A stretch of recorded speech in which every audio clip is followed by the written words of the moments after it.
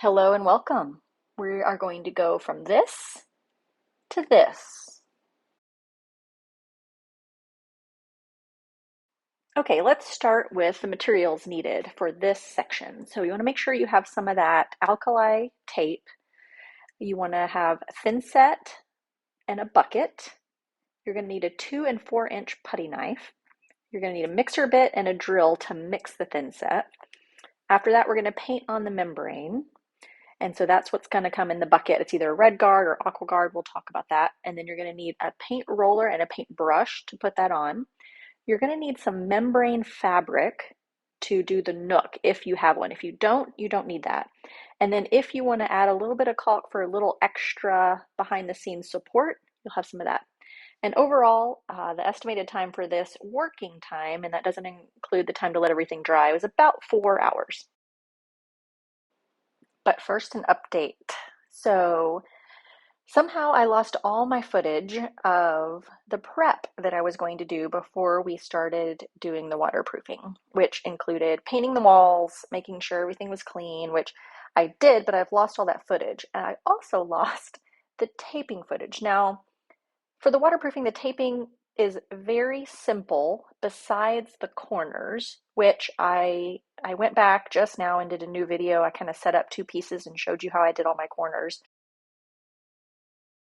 Okay, I set up a little corner piece against the wall to show you how to do a corner. It's not that it's super tricky, it's just that you want to make sure that you are getting the center of the tape to the center of your corner.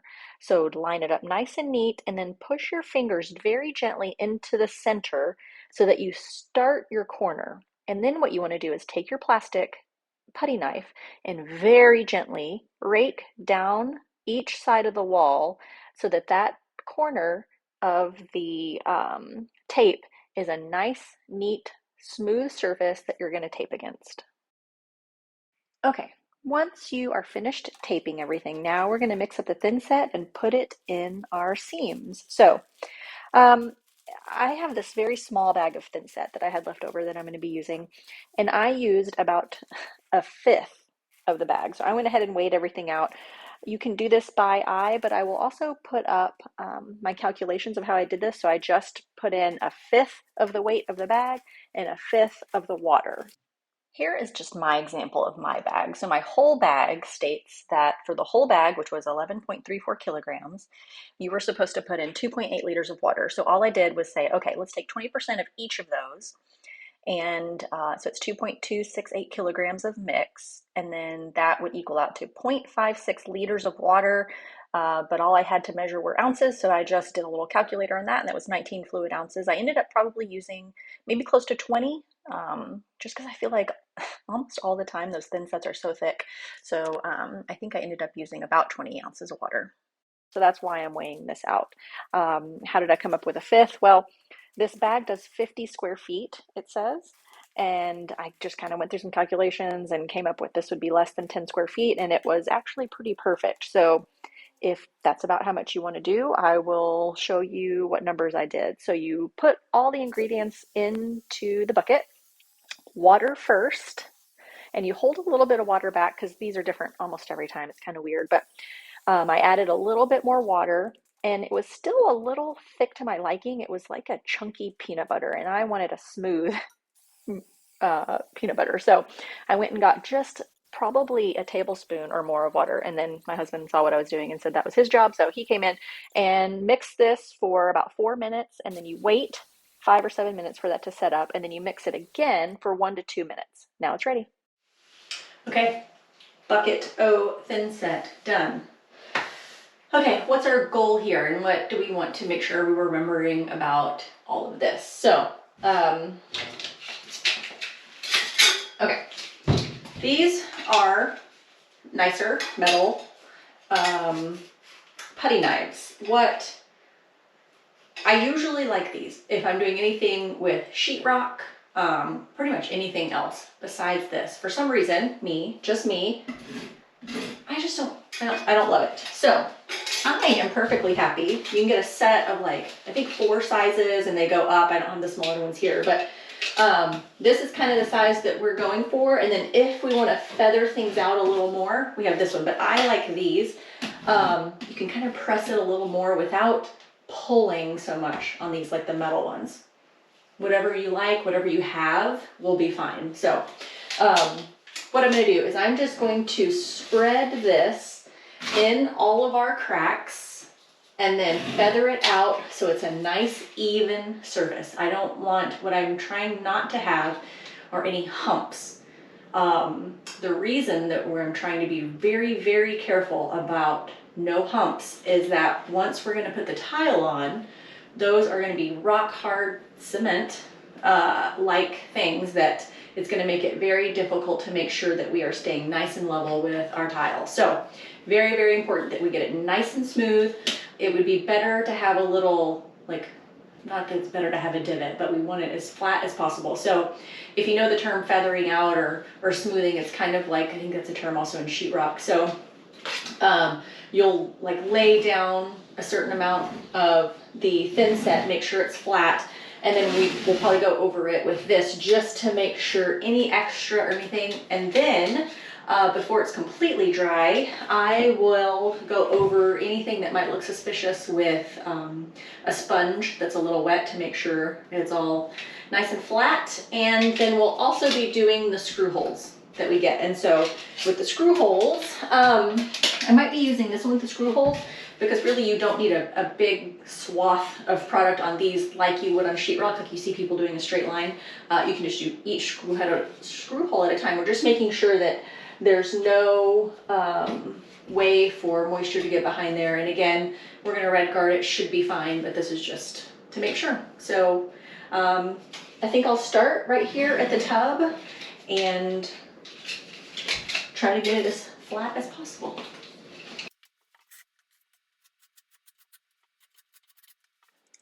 Okay, so you can tape around the tub if you want to avoid getting this dirty, but this Thinset does come off pretty easily if you catch it before it's completely solid. If you wait till it's completely dry, then you're gonna kind of have to break some off, and that might pull off more than you want. So I did not tape, but at the end you'll see me kind of going around and just making it where it doesn't come over on the tub at all.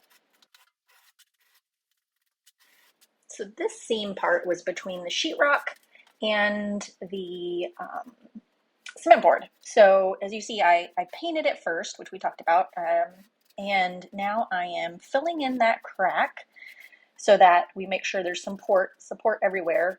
And then I'm kind of taking my putty knife sideways to kind of smush it into the crack just to make sure there's support there. And then I'm going down with it flat to feather it out. So my Thinset feels good. It's not too thick, not too thin. So it's doing a good job, I feel like. And now we're in the corner. All right, I wanted to get a little bit closer in the corner. It's not that they're tricky, it's just that you have to be, I'd say, a little more careful and maybe a little slower, and I would take 2 sizes. So they do make a metal tool that is shaped like this, in a V, so you could apply it and put it. I've tried that and all I did was make a huge mess. So what I'm doing is I'm taking my smallest putty knife and I'm laying it on like icing, like just getting it, making sure everything is covered.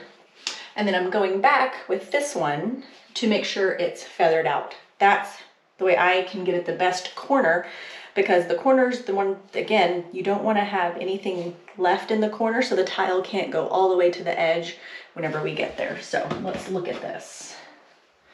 So I kind of like to go a little bit sideways, nice and thick all the way down. Hopefully you can see that. And then I'm not trying to get it out just yet. I'm just making sure it's nice in that corner. Got some icing everywhere. Let's do a little bit more. Lovely. There we go. See how that's getting right in that smushing. Okay, let's do a little bit more.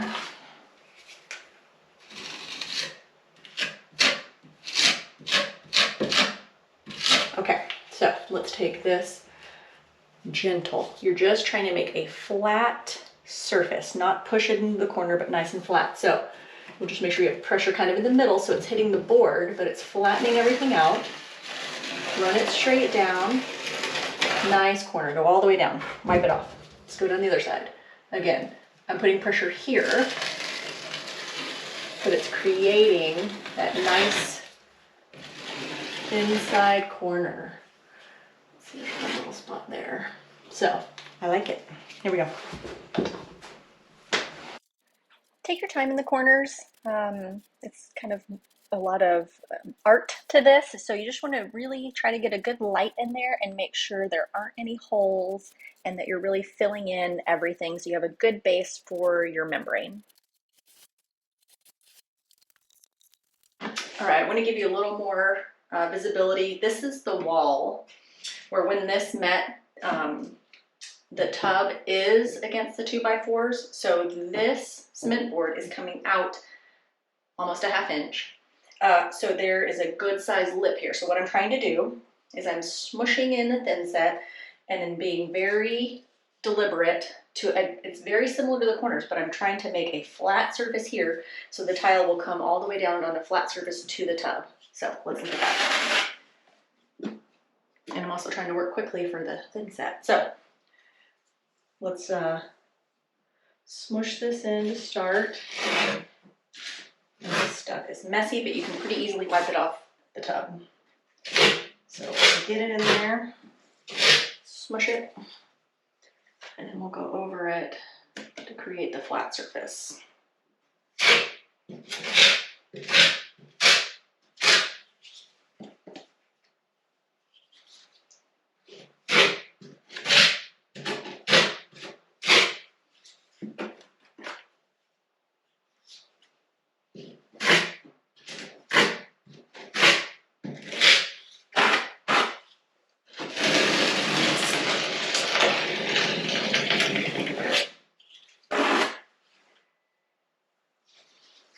A little bit to fill in on the bottom. Spot here. It's at a bad angle. I'm gonna have to, sorry, you can't see this very well. That. Put it on kind of thick. Make sure you're going to the bottom of the tub. We're gonna wipe all this off when we get finished. And again, you're pushing on the top part to make it flat. Oh yeah. Okay. Perfect. I'm happy with that.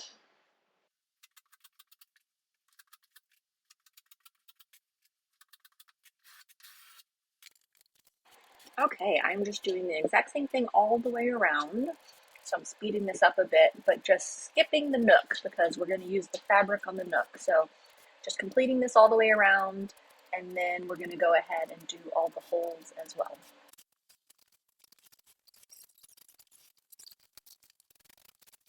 Okay, so for each of the screws, I'm going over with just the 1-inch putty knife, just to make sure I have the Thinset smeared on there, and then I'm going back over with the wider knife to make sure it's feathered out. And now here I have, I'm just cleaning up some stuff. I'm using my damp sponge and then just cleaning up the tub.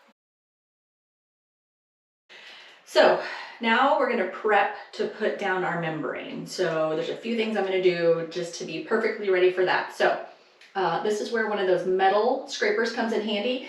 I'm going to go along my Thinset and see if there's any little balls of Thinset that are there so that I can just kind of go up and scrape very lightly, very gently. I'm not knocking anything off. It's just I want nice and smooth. And I'll go in the corners and make sure there's nothing there I want to do, so I'm going to do that.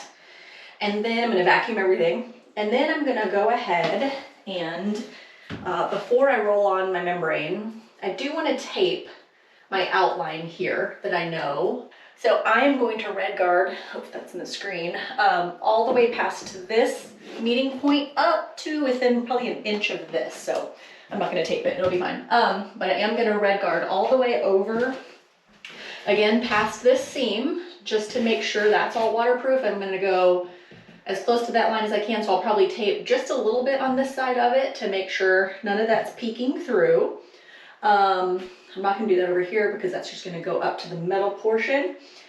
And then the last thing that I'll do before getting all prepped is we're gonna walk through cutting this and the pieces that you want to keep. Oh, the last thing I did, I went ahead and caulked this. I feel like that's an optional step, but I had some, my seams were a tiny bit bigger than I had hoped. I did tell my cutter to err on the side of smaller than bigger just to make sure it fits, and anyway, it ended up being much smaller. So I'm not doing this as a waterproofing mechanism. What I'm doing is giving my red guard and fabric a backer in a way, so that when I do put down my fabric and red guard, there's something to go against. So I would never just leave this and expect it to be waterproof. But it does just give, like I said, a bad backer. So I did that. So now it's prep time. All right, just very lightly going over the Thinset to make sure there's no bumps, and then I'm gonna clean up everything so I can tape. And then when I tape the tub, I'm leaving a little bit of a gap for the between the tub and the Thinset so that membrane can really go all the way over that Thinset and form a good seal.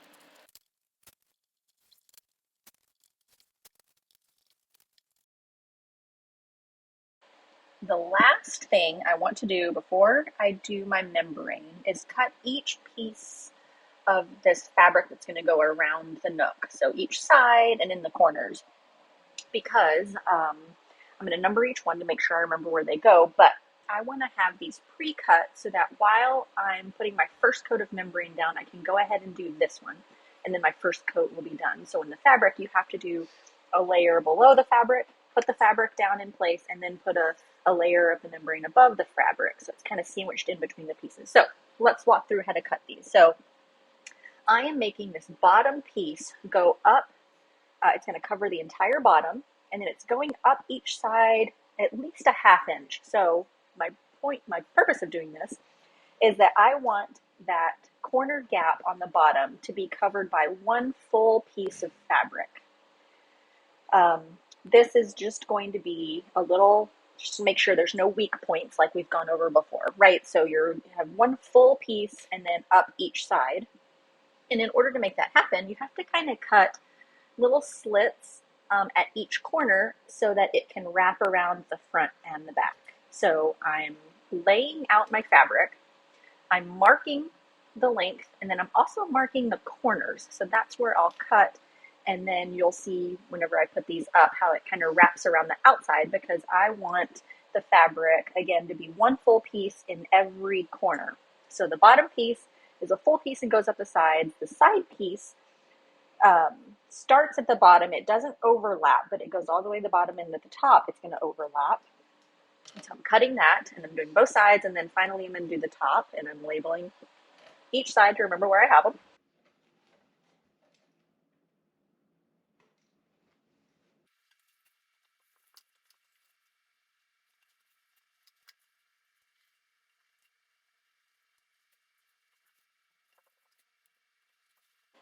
Okay, here are the corner pieces. So I'm taking a strip of the fabric, and then I'm cutting that in half. So you see I have a square, and then I'm folding it twice, so I have it in quadrants, and then I'm cutting halfway up in the middle of one of them.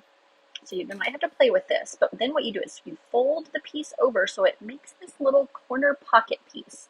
And that's what I'm going to put in those bottom corners. Why am I doing this? So in each corner, that's where I had to cut my fabric to make it fit into the corner without bulging out. So this is going to make sure that everything is completely covered by a piece of fabric, because this is really the weakest point of the niche, is this bottom part. So each corner is going to have that, and then on the outside of every corner, I'm going to do the same thing. Okay, now that I have every piece cut to length, this is where I'm going in and drawing in where I'm going to cut so that this fabric will lay flat.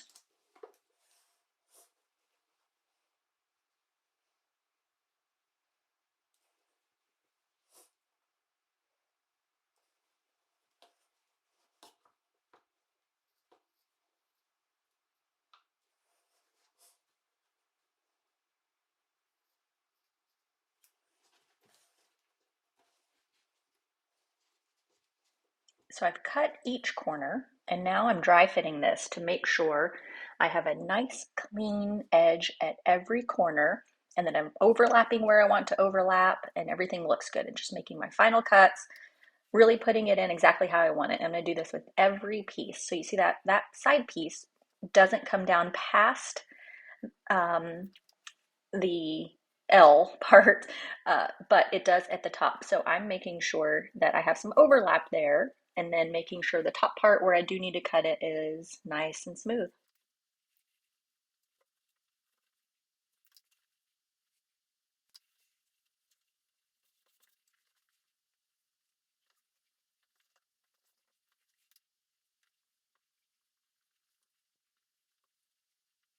All right, finally I'm dry fitting those inner corners and now I'm going to cut the outer corners. It's the same shape as the inner ones, but you just place it on the outside and kind of wrap it around the edges because we want to make sure that there's no weakness on that corner. Check it out. So this is our kind of safety net. So everything is going to get red guarded. So we brush and roll. We brush all the corners and we roll. And I'll go over kind of the thickness and things like that while we're doing it. And then this gets a little bit of special attention. So it actually gets red guarded underneath, laid down on top. So it's kind of sandwiched in there. And so there's going to be one coat on everything. We let it all fully dry. And we'll talk about that. And then we put a second coat on. So exciting. Here we go. Okay, it's time.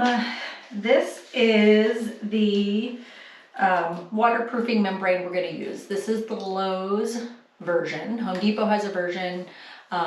There's other versions you can get at other supply stores, but this is called Aqua Defense, and the one at Home Depot is called Red Guard. So if you've heard people say that, very similar, same idea of things. So this is from Lowe's. This tub, I think I've heard some people say you should do 4 showers. I don't know why I'm rubbing this like a baby. Should do 4 showers. I'd safely say if you have 2 or 3 bathrooms in your house that you want to redo, this tub should be able to do it. So that's kind of cool. About probably 50 bucks ish to waterproof, which is a huge step. So I think it's totally worth it. So what we're gonna do, I have a brush that I bought just for this because you are not gonna wash this out and reuse a brush. This stuff is goopy. And then I don't wanna brush the whole thing. My goodness, I don't have the patience for that. So I have a roller and I kind of got the smaller one. You could probably use a bigger roller, but I'm trying to do as much as I can with this roller. So this is a 6-inch roller and it's nappy. I think I got either 3/8 or 1/2 inch.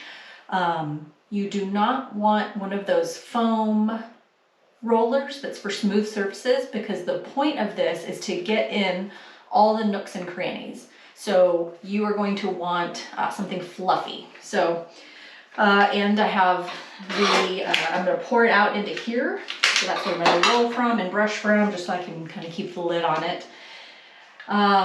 Okay, so our goal for this first coat is to make sure that we are getting a nice, even as possible, not thick coat. So I'd like to think of this, ladies and gentlemen, hopefully you can relate to this, but think about like a nail polish.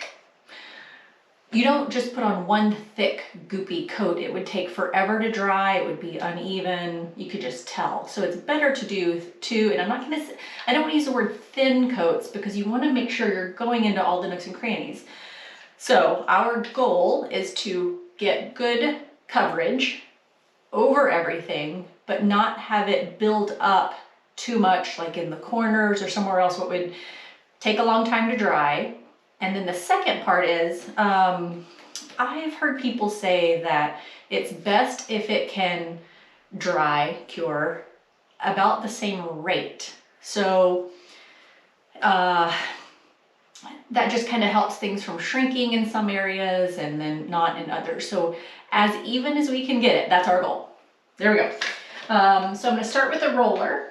I'm going to take these pieces out since I've labeled them. I'm going to take them out and I'm going to take the roller as close as possible. And then I'm gonna come back and do that after I've rolled everything else and brushed all the corners and done everything. So let's do it.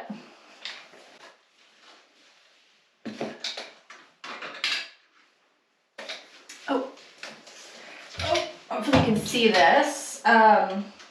If you've never opened one of these, they're kind of annoying. They have these little tabs on them. They're kind of hard to get started. So let's see, I can get this in here.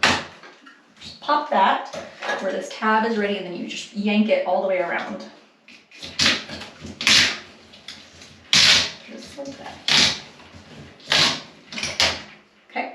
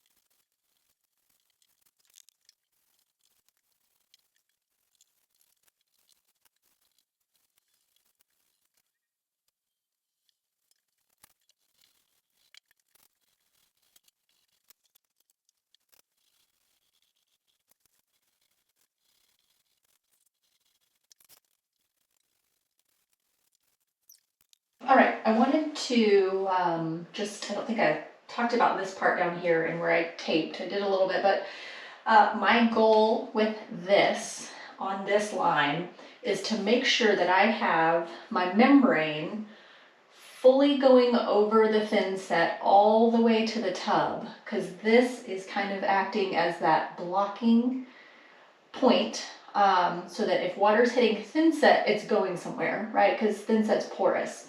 So we want to make sure that this membrane is really making sure there's not any holes. This is just as important, if not more, than, like the wall part. So again, this is just one of those weak points that we want to make sure that we're really getting in there. Okay, so I'm just continuing to roll and brush, paying special attention to those corners and everywhere along the tub and anywhere where I want to make sure that there's no little pinholes or anything like that. So let's move on to the nook. The nook. Okay, things we're gonna need. I have my labeled pieces here in the order I'm gonna put them in. Couple options. I have my brush from earlier, so I had to download some stuff, so I just put it in a plastic bag to hold on to it. So I have the brush, and then I have my 4-inch plastic putty knife.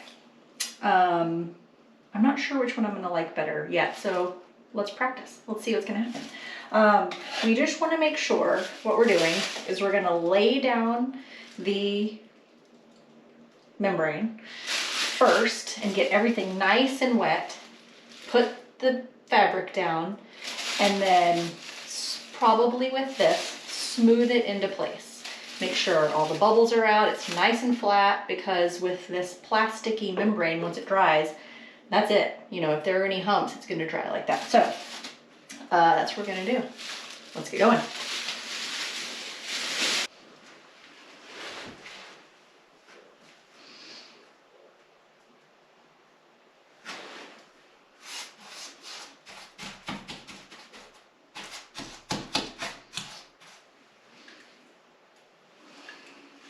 Okay, I'm probably putting this on thicker. I am putting this on thicker than I did on the walls, because I want to make sure it's all wet and stays wet while I get it covered.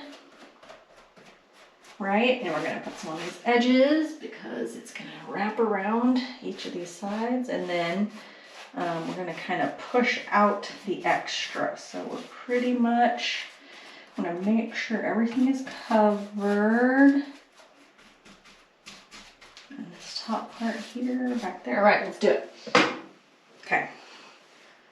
Here we go. I have it centered where I want it. I'm gonna put this in place right here. Place it inside. Put it right there. Yes.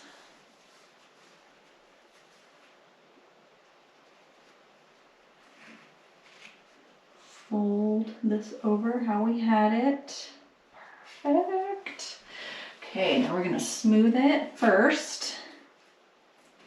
Fold this piece over. It did not get folded how I want it. It's okay. Boom. Perfect.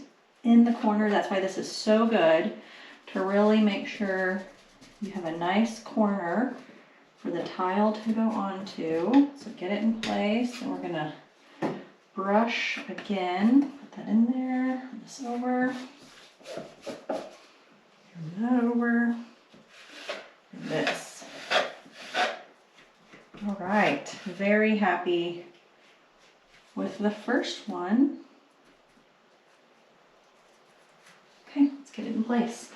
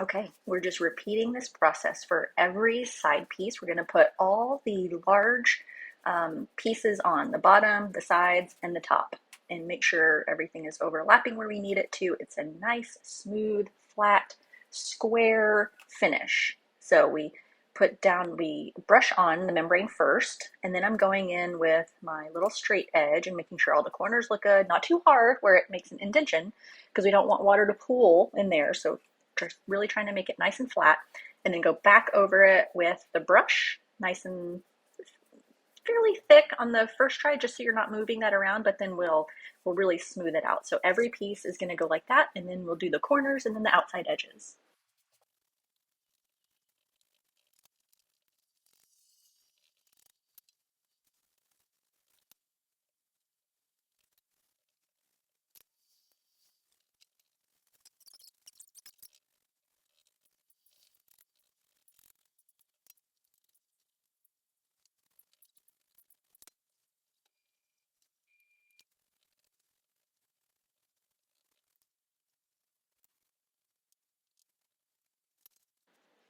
All right, all the main big pieces are down. Now I'm doing these corners, and the only tricky part about the corners is that you really want to make sure you have enough of the membrane in there, and then you make a nice square with your straight edge. So I'm doing the two bottom corner pieces and then every outside corner.